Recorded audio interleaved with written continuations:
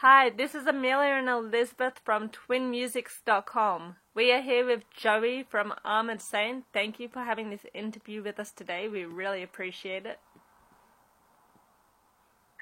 Well, thank you for having me, and it's my pleasure, of course. So, how's everything been going for you? Everything's going well. We're, surviving this situation like the rest of the world is, and, we're lucky. Everybody in the band's fine, healthy, and everything. My family's good. All our families are well. We're just kind of trying to play along with the rules, and hopefully we can get through this sometime soon. Hopefully you can, and hopefully we all can get back out soon. I'm sure everyone wants gigs back, and you're also doing a live stream at the Whiskey A Go Go, so can you tell us more about that? Sure. We're doing a live stream. It begins on October 10th, which is this Saturday, starting at 1 p.m. Pacific Standard Time. I believe Central European Time is 10 p.m. And then, it's going to be a little alien playing in front of an empty room. Yeah. But this is the only thing we have right now. We have nothing else to do. We can't go anywhere. We can't play anywhere. So since we have our new record coming out October 23rd, we wanted to have a record release party and celebrate with our fans, and this is really the only way we could do this. So we're playing the full set. We're playing 4 brand new songs from the record. It's only $10 to get in. And the website, if anyone interested in, is the website is armoredsaint.veeps.com. And so it's armoredsaint, one word, .veeps, VEEPS.com. And you just got to sign in, and, it's $10 to get in. And we're just going to have fun with it, We're just excited to play some new material and be on stage again, at least with each other. And, we're looking forward to it. And by the way, you can watch it. It's going to air for a whole month. So if you can't make it on October 10th, you can watch it any day until November 8th. Gives people plenty of time in case you had plans or something, in the afternoon or evening or whatever on Saturday. I know we all disconnect because of social media, and you released a song called End of Attention Span. So how did fans respond to this song? The video has been getting great response. I think it really kind of struck a chord with a lot of people. And it's kind of ironic that it kind of has this impact because it's mostly because of it's partially due to the COVID situation that we're all in, because more than ever, we've been looking at our devices for several years now, and it was getting out of hand before, which is what kind of stoked the idea for writing a song like this. But so this song was already written before the COVID thing came up, but it's funny how much impact it has now, because now everyone's even more glued to their devices, their computer screens and their telephones and their smartphones and whatever it is, because everything is happening in the world. It's like there's so much news going on and it's so fast. So everybody's just constantly glued to their devices, and they're looking at, what's happening in other parts of the world, what's happening in my neighborhood, But the response has been really good. People have been kind of getting it. It's a little bit of a tongue-in-cheek, poking fun at, our short attention spans, and we're not preaching. We're in the same boat. We're just as bad as everybody else. So it's more of a commentary on the whole thing, and I think the video came out really. The video was great. It's been getting great responses, and we're really happy with it. And what can fans expect from your new album? Well, fans that are already familiar with us, I think, we have this kind of thing about our band that has every record we make is a little different than the one before it, and this one's no exception. It's a little bit different than our previous record, Win Hands Down, which came out in 2015.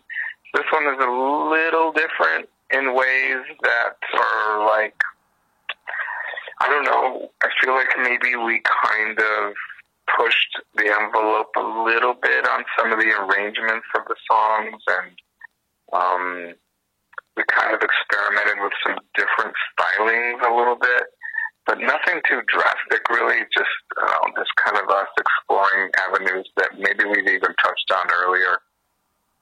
Some of the songs are a little bit more to the point and concise than previous records. And I don't know, you can expect great performances from John Bush, our singer. He sounds amazing on it. And we're really happy with the songs. And the production's really good. And I don't know, just overall, we're really, really excited about it. And we're hoping that people delve into the record, listen to it with headphones, undisturbed, without, the break in the attention spans. What's your writing and recording process for this new album? Well, the writing began, we worked pretty slow. Doing some math here, our last record came out 5 years ago. But we were quite busy over the last few years. We did a lot of touring and we were away a lot. But we did begin writing around December of 2017. And we didn't really finalize writing until October 2019. So that's almost 2 years. We just work in this way where it's a pretty holistic way. We don't have a schedule that we need to stick by. We just kind of write when we get inspired, and we take advantage of those times. And usually all the stuff, the music usually gets filtered through me. Everybody contributes ideas and stuff, but the majority of the songwriting is done by myself and John Bush. And the process really goes like, I create these demos of the songs, of each song, before I even send it to John to write lyrics and stuff. So when I send him the demos are pretty elaborate. They have a lot of tracks, and I play all the instruments and program the drums to sound human, and I make it sound like a final record. And I do it for a couple of reasons. One is to help him kind of get excited, but also I like to know what the end result, what I want the end result to sound like. So I put production value into the demos even. So, and once John gets it, he will write lyrics and words and melodies, and then once he's got some ideas, he comes over to my house. I have a studio here at the house, and here we'll just start putting ideas down, and between the two of us, we basically finish arranging the song, and we work out all the vocal parts, and then we move on to the next song. And we do this kind of piecemeal, basically until we're done. And then we went into the studio in December of 19, so whatever it is, almost a year ago. And we started recording drums, and then we go back and we start replacing all the parts in the demos, basically, and rebuilding the song from the ground up. It's a lot of work, but I enjoy the process of making records. I could live in the studio. I really enjoy it. So it's a fun process for me. And talking about demos, you did some with Merciful Fate. So do you think you'll be on their new album as well? How did you know that? I listened to a different interview. Yeah.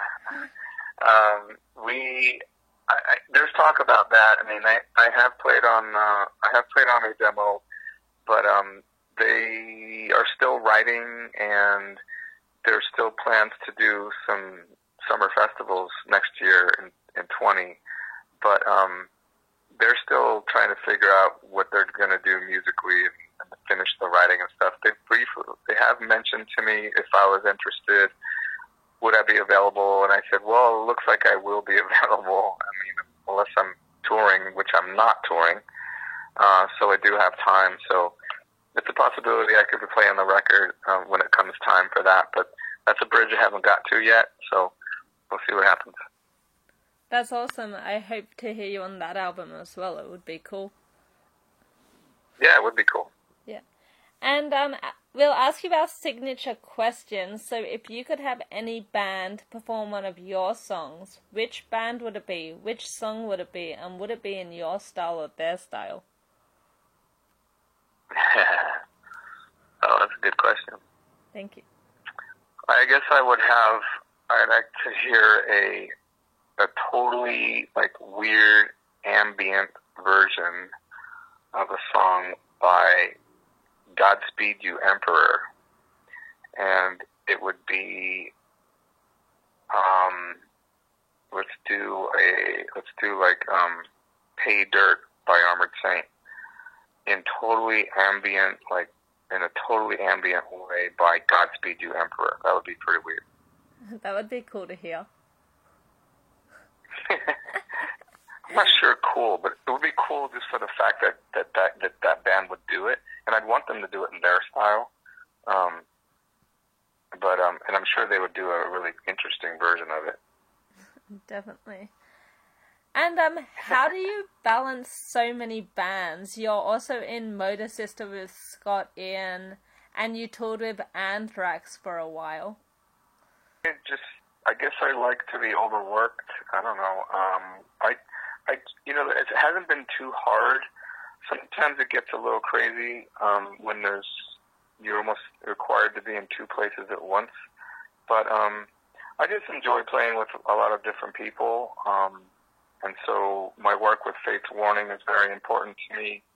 And I've been able to manage somehow staying involved with all these bands, and